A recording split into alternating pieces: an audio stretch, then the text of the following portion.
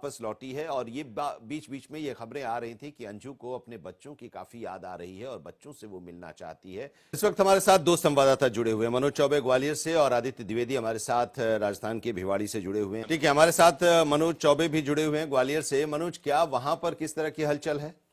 बिल्कुल आनंद, मैं बता दूं जिस तरह से लगातार रात भर से हम यहाँ निगाह बनाए हुए हैं और मैं इस वक्त आपको सीधी तस्वीर दिखाना चाहूंगा। अंजू जहाँ रहती थी उसका ये मायका है, हम वहां से आपको उसके परिवार का जो घर है वो दिखाना चाहेंगे। ये उसका घर है जहाँ वो बचपन में यहाँ रहती थी और ग्राम पंचायत बोना करके ये पंचायत है जिसमें वो लोग रहते थे और यहाँ बचपन के बाद से वो राजस्थान भिवाड़ी अरविंद के साथ उसकी शादी कर दी गई थी, जिसके बाद से अब उसके यहाँ माँ बाप रहते हैं। और अभी वर्तमान में पिता गया प्रसाद थॉमस, जो कि पहले अन्य जाति से थे लेकिन कुछ सालों बाद उनके द्वारा क्रिश्चियन धर्म अपना लिया गया था और वह गया प्रसाद थॉमस बन गए हैं।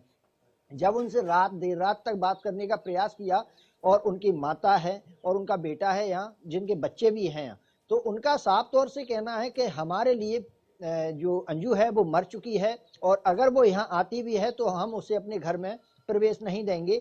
तो कहीं ना कहीं वो जो जांच एजेंसियां हैं या जो जिस तरह की समस्या या जिस तरह की परेशानियां हैं उनसे बिल्कुल दूरियां बनाना चाह रहे हैं, उनमें फंसना नहीं चाह रहे हैं, इसीलिए वो लगातार मीडिया से दूरियां बनाए हुए हैं और लगातार बात करने का प्रयास हम लोग कर रहे हैं लेकिन वो किसी भी तरह का जवाब नहीं दे रहे हैं। मैंने आपको वीडियो के माध्यम से भी दिखाया कि वो हमसे बात करने से बिल्कुल पूरी तरह से इनकार कर रहे हैं। रात में उन्होंने कैमरा बंद करा दिए कि मैं कोई भी किसी भी तरह की बात नहीं करूंगा।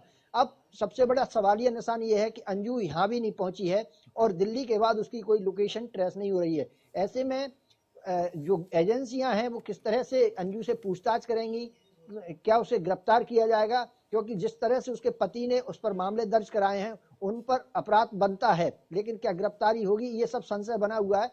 फिलहाल हम यहाँ पर नजर बनाए हुए हैं, अगर यहाँ आती है तो उससे बात करने का प्रयास करेंगे अंजू से, लेकिन वहीं ग्रामीणों का कहना है कि अगर अंजू यहाँ आती है तो उसे ग्राम में घुसने नहीं दिया जाएगा। ग्रामीण वासियों में आक्रोश नजर आ रहा है। रात में भी बात की उनसे तो उनका यही कहना है कि अंजू जिस तरह से पाकिस्तान गई, आखिर क्या वजह रही, क्या कुछ करके आई है, संशय बना हुआ है।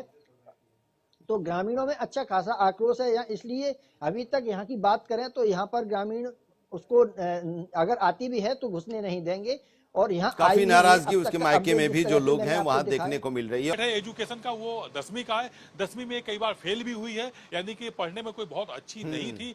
इनके पिता की एक कंप्लेंट ये भी रही है कि ये उल जुलूल बातें सबसे करती है, बहुत जल्दी एग्रेसिव हो जाती है और इसका मानसिक संतुलन भी बहुत दुरुस्त नहीं है। ठीक है जी, चलिए बहुत बहुत शुक्रिया।